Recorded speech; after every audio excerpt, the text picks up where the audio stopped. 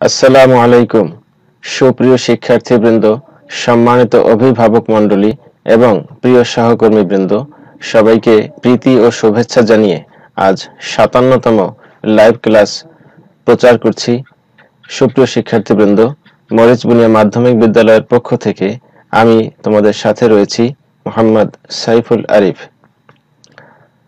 তোমরা নিশ্চয়ই অবগত রয়েছো, শিক্ষা মন্ত্রণালয় কর্তৃক পুনর্বিন্যাসকৃত যে পাঠ্যসূচি আমাদের হাতে পৌঁছেছে তার আলোকে আমি বিশ্লেষণ করে দেখেছি যে অষ্টম শ্রেণীর বিজ্ঞানে যতগুলো ক্লাস নিয়েছি আর কয়েকটি ক্লাস বাকি রয়েছে।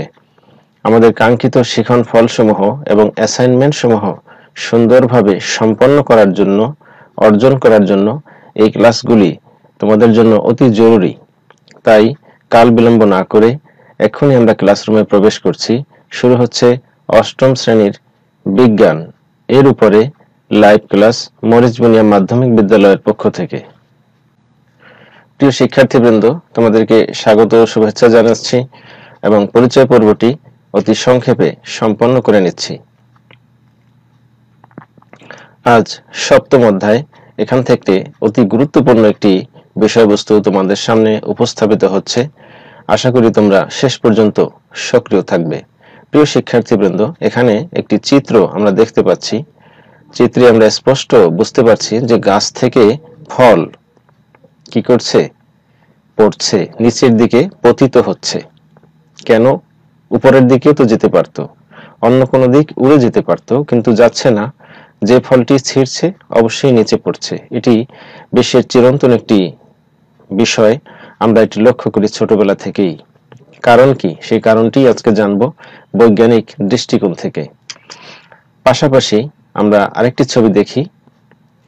এখানে এটি হচ্ছে পৃথিবী। এই যে বড়, এটি হচ্ছে পৃথিবী, আমরা যে গ্রহে বাস করি, এবং এটি হচ্ছে সূর্য, আর এইটি হচ্ছে পৃথিবীর একমাত্র উপগ্রহ চাঁদ। তাহলে এদের মধ্যে পারস্পরিক আকর্ষণ আছে, টান আছে। যেমনটি আমরা আগের ছবিতে দেখেছিলাম, এই যে পৃথিবীর দিকেই এই ফলটি পড়ছে, পৃথিবীর সাথে টান আছে। অনুরূপভাবে আমরা এখানে যেটি দেখতে পাচ্ছি যে মহাবিশ্বে অন্যান্য যে সমস্ত বস্তু কণা রয়েছে, গ্রহ, নক্ষত্র, জ্যোতিষ্ক, তাদের মধ্যেও এই আকর্ষণ রয়েছে। তাহলে এই বিষয়গুলি কি, সেগুলি আজকের আলোচ্য বিষয়। প্রিয় শিক্ষার্থীবৃন্দ, আজকের আলোচ্য বিষয় হচ্ছে, আমরা এক্ষুনি তোমাদেরকে জানিয়ে দেব, মহাকর্ষ ও অভিকর্ষ। বিজ্ঞানের অতি গুরুত্বপূর্ণ দুটি সূত্র আমরা আজ শিখব। এই পাঠ শেষে আমরা যে শিখন ফলগুলো অর্জন করার জন্য টার্গেট করেছি, এগুলো আমরা অর্জন করতে পারবো যদি শেষ পর্যন্ত সক্রিয় থাকি। মহাকর্ষ অভিকর্ষ সূত্রের ব্যাখ্যা এবং মহাকর্ষীয় ধ্রুবক জি, ক্যাপিটাল জি, এর ব্যাখ্যা আমরা করতে পারবো। আমরা লক্ষ্য করি এখানে যে চাঁদ এবং সূর্য, এদের মধ্যে কি আছে? আকর্ষণ আছে। অর্থাৎ এই চাঁদ সূর্যকে টানছে, আকর্ষণ করছে, আবার সূর্য চাঁদকে টানছে বা আকর্ষণ করছে। এই যে পারস্পরিক আকর্ষণ, এই যে আকর্ষণ পারস্পরিক, কার মধ্যে? চন্দ্র এবং সূর্যের মধ্যে। এটিকে আমরা কি বলবো? অভিকর্ষ বলবো। আর পাশাপাশি মহাকর্ষ বলবো আমরা। অর্থাৎ মহাকর্ষ অভিকর্ষ মূলত একটি টান।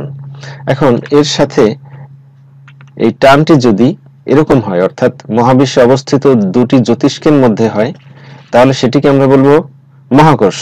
আর যদি সেটি পৃথিবীর সাথে সম্পর্কিত হয়, তাহলে তাকে বলবো আমরা অভিকর্ষ। মূলত এটি টান, স্থানভেদে নাম দুটো ভিন্ন হয়ে গিয়েছে, এবং তাত্ত্বিকভাবে বিশ্লেষণের ক্ষেত্রে অর্থাৎ সূত্রের সাহায্যে ব্যাখ্যা করতেও এর কিছু তারতম্য আমরা দেখব।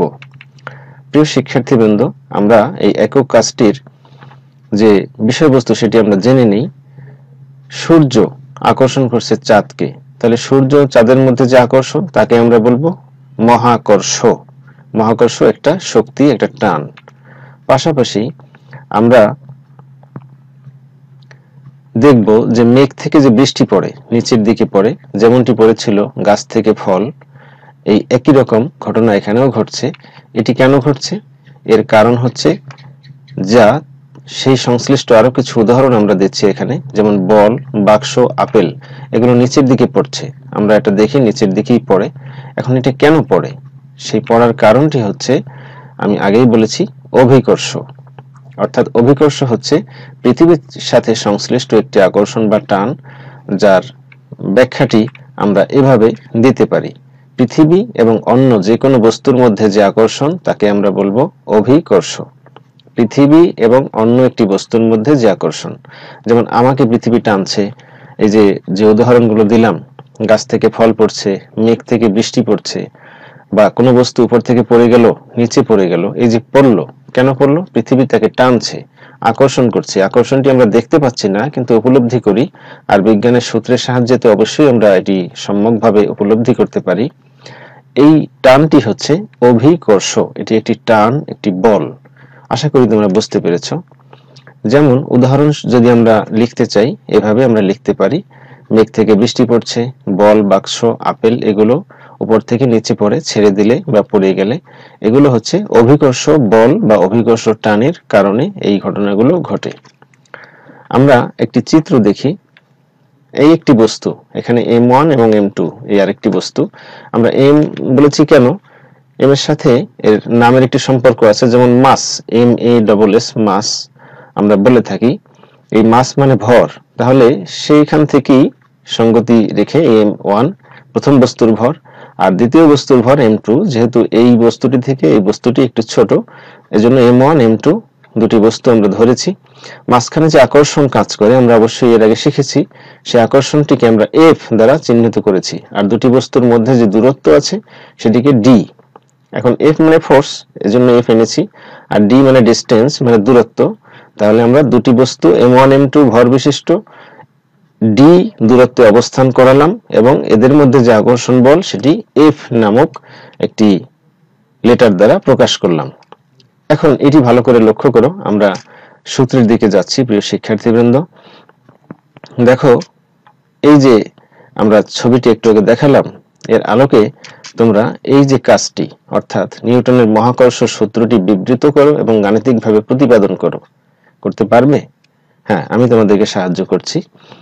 এভাবে আমরা এই সূত্রটি বিবৃত করতে পারি, অর্থাৎ মহাবিশ্বের প্রতিটি বস্তুকণা একে অপরকে নিজের দিকে আকর্ষণ করে, এবং এই আকর্ষণ বলের মান বস্তু কণাদ্বয়ের ভরের গুণফলের সমানুপাতিক, এদের দূরত্বের বর্গের ব্যস্তানুপাতিক, এবং এ বল বস্তু কণাদ্বয়ের সরল রেখা বরাবর ক্রিয়া করে। অর্থাৎ এই সূত্রটিতে কয়েকটি অংশ আছে, দেখো ভালো করে। মহাবিশ্বে যত বস্তু কণা আছে, সেটি বড় ছোট যাই হোক, তারা কি করে? প্রথম অংশ সূত্রের, যে একে অপরকে নিজের দিকে আকর্ষণ করে, এই হচ্ছে সূত্রের প্রথম অংশ। দ্বিতীয় অংশ, যে এই যে আকর্ষণ বল F, এর মান হবে ওই বস্তু কণা দ্বয়ের ভরের গুণফলের সমানুপাতিক। M1 M2 যদি আমরা ধরি, তাহলে M1 × M2 এর গুণফলের সমানুপাতিক, মানে ভরের গুণফল যত বাড়বে, মানে ভর যত বেশি হবে আকর্ষণ বলের মান তত বেশি হবে। এটি হচ্ছে সমানুপাতিক হারে বাড়বে। আর দূরত্বের বর্গের ব্যস্তানুপাতিক, সহজ ভাষায় বলতে গেলে ব্যস্তানুপাত মানে আমরা উল্টা অনুপাত বুঝি, অর্থাৎ দূরত্ব যত বাড়বে আকর্ষণ বল তত কমবে। বিপরীতভাবে দূরত্ব যত কমবে দুটি বস্তুর মধ্যে, আকর্ষণ বল তত কি হবে? বাড়বে। এটি হচ্ছে ব্যস্তানুপাতিক। এভাবে আমরা সরলভাবে চিন্তা করে বিষয়টি বুঝতে পারি। আর ওই যে আকর্ষণটি, সেটি বাঁকাতারা পথে ঘুরে ফিরে কাজ করবে না, একদম সরল সোজা ভাবে তারা আকর্ষণ করবে। এই হচ্ছে সূত্রের সহজ সরল ব্যাখ্যা। আমরা এখন এটি গাণিতিকভাবে বোঝার চেষ্টা করি। দেখো, প্রথম বস্তুর ভর M1, দ্বিতীয় বস্তুর ভর M2, মাঝখানে আকর্ষণ বল F, আমরা আগেই বলেছি। এটি আমরা লিখেছি ল্যাঙ্গুয়েজ দিয়ে। এখন সূত্রে যদি সাজাতে হয়, কারণ এই ল্যাঙ্গুয়েজ দিয়ে তো আর গণিতের সমাধান করা যাবে না, সেটি সূত্রের একটি ফর্ম দিতে হবে। তাহলে ফর্মটি কিভাবে দাঁড়ায়? F মানে ফোর্স, অর্থাৎ ওই যে আকর্ষণ বল, এটা সমানুপাতিক, কিসের সমানুপাতিক? প্রথম বস্তু এবং দ্বিতীয় বস্তুর ভরের গুণফল M1 M2। এখানে M2 আগে লেখা হয়েছে, ওটি কোনো বিষয় না, যেহেতু গুণ করলে আগে পরে কোনো সমস্যা হয় না। তো M1 M2 এইটার গুণফলের সমানুপাতিক হবে দুটির মধ্যে আকর্ষণ বল। এটা আমরা সূত্রের একটি অংশকে দেখানোর চেষ্টা করলাম।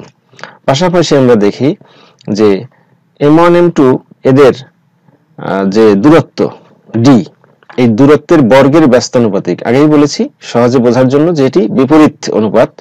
তাহলে এটি নিচে আছে, তার মানে ভাগ অবস্থায় আছে F এবং D এর অনুপাতটা কিরকম? যে D যদি বাড়ে এফ কমবে, মানে দূরত্ব যদি বাড়ে ফোর্স অর্থাৎ আকর্ষণ বল কমবে, আবার দূরত্ব যদি কমে তাহলে এই এফ বেড়ে যাবে। এটি হচ্ছে এই সমীকরণ দ্বারা আমরা বুঝতে পারছি। তাহলে ওই 1 নং এবং 2 নং সমীকরণ যদি এক জায়গায় করি তাহলে টোটাল সূত্রটি দাঁড়াবে কিভাবে?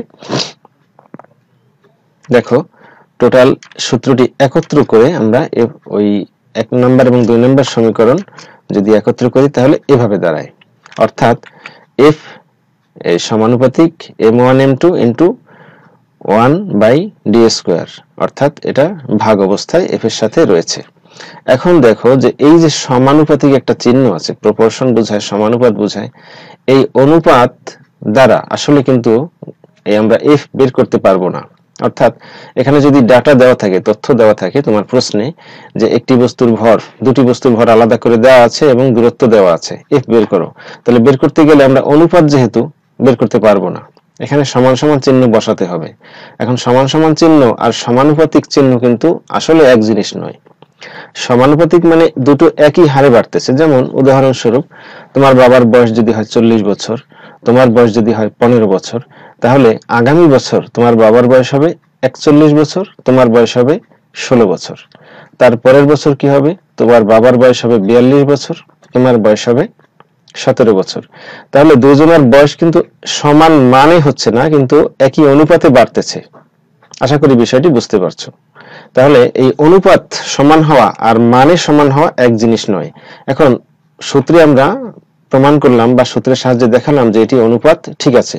এখন যদি গাণিতিক সমস্যার সমাধান করতে হয় তাহলে এখানে সমান সমান চিহ্ন বসাতে হবে।